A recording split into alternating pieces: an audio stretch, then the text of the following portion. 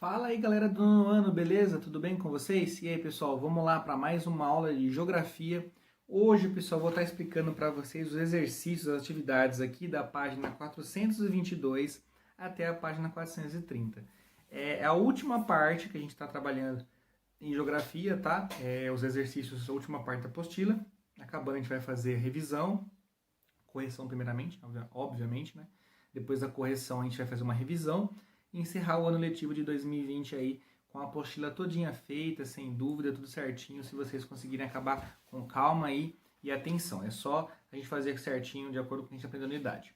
Bom, pessoal, vamos lá agora na página 422. Eu vou ler para vocês, vou explicar os exercícios para vocês poderem estar realizando com calma e atenção aí, tá bom? Olha lá. Primeira questão. 422 atividades.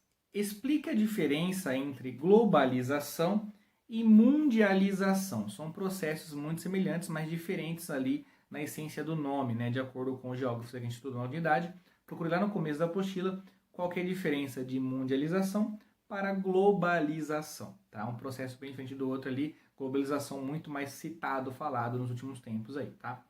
Então, questão essa daí. Questão 2, pessoal. Explica o que foi a terceira revolução industrial, né? A gente falou da primeira, lá da questão do carvão, depois da segunda, com a questão mecânica, tudo.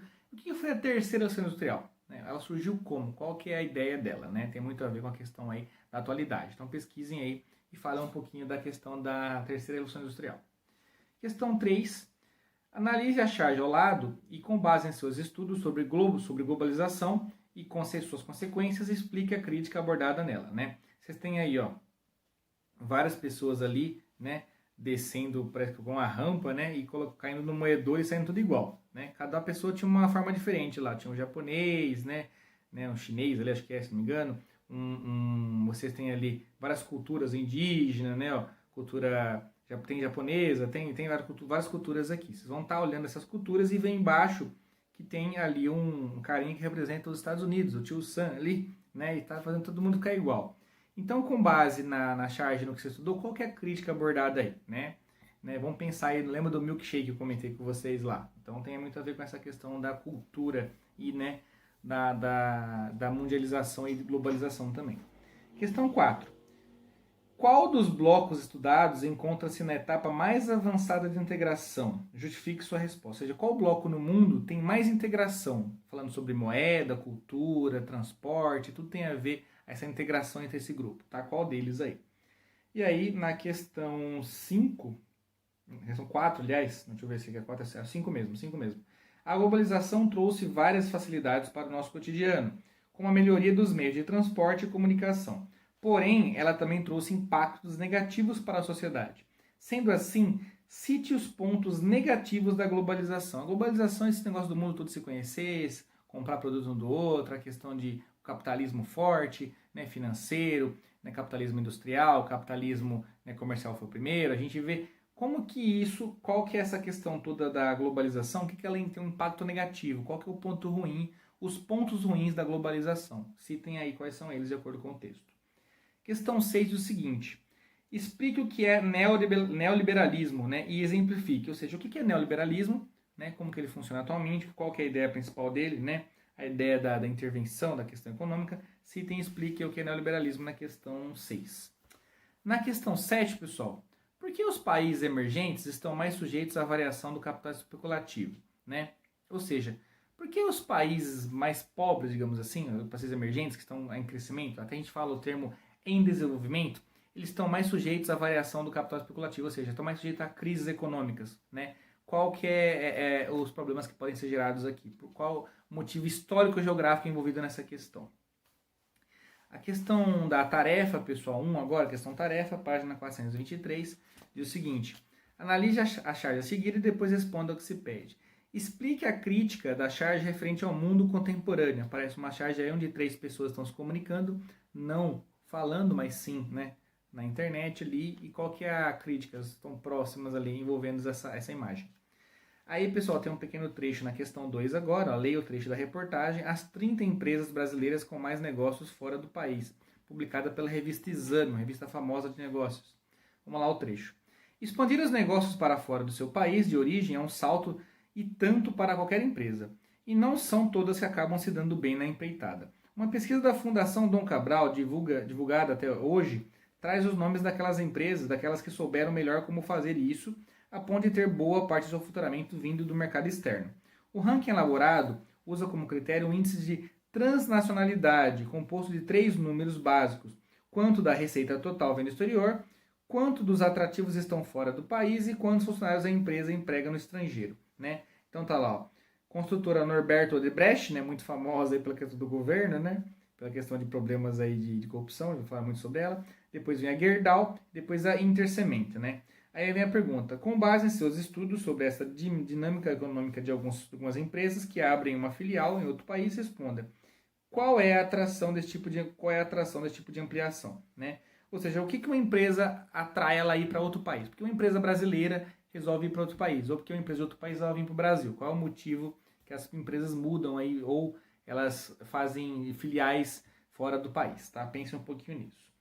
Questão 3 aí tem o seguinte: explique as etapas de integração de cada um dos blocos econômicos, ou seja, como que acontece a integração da zona de livre comércio, né? Quais países envolvidos, qual que é a intenção dela. A B, a União Aduaneira, né? Qual que é o objetivo da União Aduaneira? O objetivo do mercado comum, né? O famoso mercado comum do Sul aí, fala um pouquinho. Depois, União Política e Monetária. Quais são os motivos aqui? Foi criada para quê? Ela é criada em qual objetivo desses pontos que a gente já acabou de abordar? E aí, questão 4. Durante a campanha, o então candidato e hoje presidente Donald Trump, ele perdeu agora, né? Pessoa bem recente, a gente sabe que ano que vem ele não será mais presidente dos Estados Unidos, mas ele foi por 4 anos. Trump prometeu que construiria um muro em toda a região da fronteira com o México, para evitar a migração dos Estados Unidos para os Estados Unidos aí dos mexicanos, né? Porém, algumas regiões já têm um muro para barrar a entrada de imigrantes mexicanos nos Estados Unidos. Explique o motivo que leva mexicanos a migrar para o país vizinho. Por que muitos mexicanos resolvem ir para os Estados Unidos, né? Eles querem morar nos Estados Unidos. Qual que é o motivo de sair do México para os Estados Unidos? Por quê? O que tem de bom que atrai as pessoas para lá? Né? Porque a gente tenta passar até ilegalmente, né? Pense um pouquinho nisso. Responda na questão 4. A questão 5, pessoal, ela é bem simples. Vocês têm aí de A até I com proposições sobre o que a gente estudou, sobre a questão do comércio, dos blocos econômicos, da economia mundial. Vão estar colocando ser verdadeiro e falso de acordo com a questão, tá? E a gente finaliza a parte aqui da tarefa. Aí vem o macro desafio. O macro desafio tem um pouquinho aqui, ó, né? De alguns pontos aqui, ó. Falando, por exemplo, aquele que a gente falou sobre a questão dos produtos, né? Das empresas. Até isso aqui eu comentei no plantão. Quem assistiu o plantão gravado aí viu, né? Gosta de tomar sorvetes? Uau, né? Lava suas roupas com sabão em pó Persil. Que tal comer o lanche do Hungry Jack's, né? Você não pode não saber, mas provavelmente não faz ou já fez tudo isso. Esses são os nomes das marcas muito conhecidas brasileiras que tem lá fora, né? Wow é que bom, Persil é o Omo e Hungry Jack's é Burger King, né? Ou seja, as diferenças existem porque algumas vezes os nomes são adaptados à língua. Em outros casos, marcas locais, após serem compradas por multinacionais, aliás, passam a adotar a identidade global, que é aquela que a empresa criou para determinada linha de produtos, como é o caso da Kibon, comprada pela Unilever em 1997. Ou seja, tem empresas que mudam o nome da marca, o nome do produto, né, para conseguir um destaque maior aí na indústria estrangeira. Aí vem a pergunta: a utilização das marcas conforme ele escreve a reportagem revela a adoção da seguinte estratégia empresarial. O que os empresários fazem para conseguir vender bem? Qual das alternativas é mais correta? Tá? Aí depois vem a questão 2, fala um pouquinho aqui, ó. Não é possível analisar o mundo sob quaisquer dimensões sem referência ao fenômeno da globalização. De tão difundido e repetido, não é de se estranhar que o conceito de que nem sempre seja claro, pela dificuldade de distinguir o que são componentes econômicos do processo daqueles sociais e culturais. Ou seja, a globalização ela é econômica, ela é cultural, ela é social, ela é o quê? Né? Então, levando em consideração aí o problema a ser exposto, escreva um texto que defina a globalização e trate dos seus impactos nas relações políticas, econômicas e sociais. Ou seja, a globalização ela é um quê? Ela é um termo político, um termo econômico, um termo social, ela é um termo que abrange o quê, pessoal? Abrange tudo isso, de acordo? Então essa questão você vai falar com suas palavras aí, o que abrange a palavra globalização para você. Aí na questão 3 vocês têm ali algumas empresas, né? Figuras de números que mostram a movimentação média em 1 minuto de algumas das principais empresas e ferramentas de internet nos anos 2015 a 2017, né? As principais empresas, ou seja, a internet também é um negócio, as empresas ganham muito dinheiro também, a internet movimenta muita grana. E aí, vocês têm mais um pouco ali na página 426, E vamos falar sobre a internet. Os números mostrados nas duas figuras é correto afirmar que. Essa é sobre a internet, pessoal. Qual das empresas aqui mais se assemelha, né? Mais tem a ver com a questão envolvendo aqui a questão da internet, do uso da internet. Aí você tem a questão 4, tem um gráfico para analisar aqui, ó, setores de economia, primário, secundário e terciário, né, a parcela de cada país na economia global, os países ali como se fosse dividindo os países que têm mais participação na economia global. Você pode ver que os Estados Unidos é o maior, né? Vamos falar um pouquinho sobre isso aqui. Aponte o continente com o menor número de países, né, na situação de relevância. Em seguida, identifique o setor de economia que mais é importante para a composição do PIB, né? Ou seja, qual o setor que mais compõe o PIB. Aí vocês têm a questão 5, que fala um pouquinho dos fluxos comerciais. Analisar a questão A e B aqui, isso identificar as rotas comerciais, né? A questão 6 do Enem, falar um pouquinho aqui, né, sobre a difusão do termo globalização, mais uma vez. A questão 7, vocês vão estar falando aqui, né, sobre, tem até um avião aqui todo partido em pedaços, né, falando que onde são fabricadas as partes do avião aqui, eu considero um exemplo apresentado na expansão das multinacionais, o contexto da globalização. Identifique e caracterize o que ocorre com o processo produtivo das multinacionais e cite fatores que levam a empresa a adotar essa estratégia. Porque tem empresas que produzem cada parte dos seus produtos em um país, né, o que gera isso. E questão 8 é sobre globalização ainda.